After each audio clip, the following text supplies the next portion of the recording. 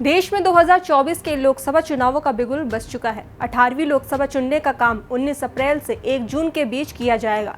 तो वहीं सभी पार्टियों ने अपने अपने उम्मीदवारों को चुनावी मैदान में उतार दिया है और चुनाव प्रचार का काम शुरू भी कर दिया है। तो ऐसे में पुराने चुनावी किस्सों को याद करना बेहद लाजमी है।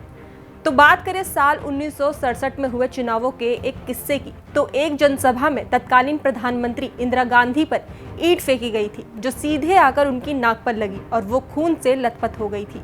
लेकिन इसके बाद भी वो नाक को रुमाल से दबाकर भाषण देती रही। इसके बाद कोलकाता जाकर उन्होंने एक और जनसभा को संबोधित किया और फिर बाद में उनको अपनी नाक का ऑपरेशन कराना पड़ा था।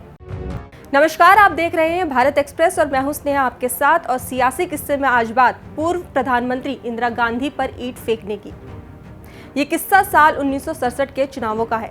फरवरी का महीना था और चुनाव सर पर थे। तो वहीं तत्कालीन प्रधानमंत्री इंदिरा गांधी देश भर में घूम घूम कर चुनाव प्रचार कर रही थी।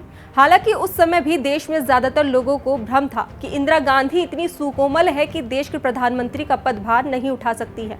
लेकिन वो लगातार ऐसी बातों को गलत साबित करती रही थी। इन चुनावों में वो देश के दूर दराज हिस्सों में गई और लाखों लोग खुद ब खुद उनका भाषण सुनने के लिए इकट्ठा होते गए।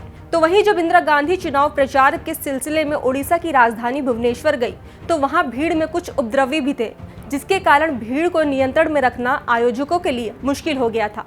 इंदिरा गांधी भाषण दे रही थी कि उपद्रवियों ने पथराव करना शुरू कर दिया और ईंट का एक टुकड़ा आकर उनकी नाक पर लगा, जिससे उनकी नाक से खून बहने लगा। तो वहीं सुरक्षा अधिकारी उन्हें मंच से हटाकर वहां से ले जाना चाहते थे। इतना ही नहीं, स्थानीय कांग्रेस कार्यकर्ताओं ने उनसे अनुरोध किया कि वो मंच के पीछे हिस्से में जाकर बैठ जाए, लेकिन इंदिरा गांधी ने किसी की नहीं सुनी। वो खून से डूबी नाक को रुमाल से दबाकर निडरता से उस भीड़ के सामने खड़ी रही। उन्होंने उपद्रवियों को फटकारते हुए कहा, ये मेरा अपमान नहीं बल्कि देश का अपमान है, क्योंकि प्रधानमंत्री होने के नाते मैं देश का प्रतिनिधित्व करती हूं। इस घटना से सारे देश को गहरा झटका लगा था। ओडिशा में हुई इस घटना के बाद उनके स्टाफ और सुरक्षा कर्मियों ने इंदिरा गांधी से दिल्ली लौटने का अनुरोध किया, लेकिन उन्होंने इसे भी नहीं सुना और वो अगली जनसभा के लिए कोलकाता रवाना हो गई। वो अपनी टूटी नाक पर पट्टी लगवाकर कोलकाता में लोगों के सामने भाषण दिया। बता दें कि जब वो दिल्ली लौटी तो पता लगा उनकी नाक में खासी चोट आई है, जिसकी वजह से उनको अपनी नाक का ऑपरेशन कराना पड़ा। इस ऑपरेशन में काफी समय भी लगा। हालांकि बाद में वो मजाक में कहती थी कि मुझे तो लग रहा था कि डॉक्टर प्लास्टिक सर्जरी करके मेरी नाक को सुंदर बना देंगे, और आप तो जानते ही हैं कि मेरी नाक कितनी लंबी है। लेकिन इसे खूबसूरत बनाने का एक मौका हाथ से निकल गया। कमबख्त, डॉक्टरों ने कुछ नहीं किया, मैं वैसी की वैसी रह गई।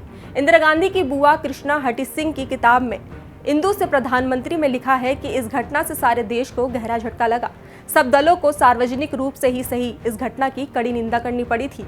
आज के इस चुनावी किस्से में फिलहाल इतना ही। बाकी देश और दुनिया की तमाम खबरों के लिए देखते रहिए भारत एक्सप्रेस।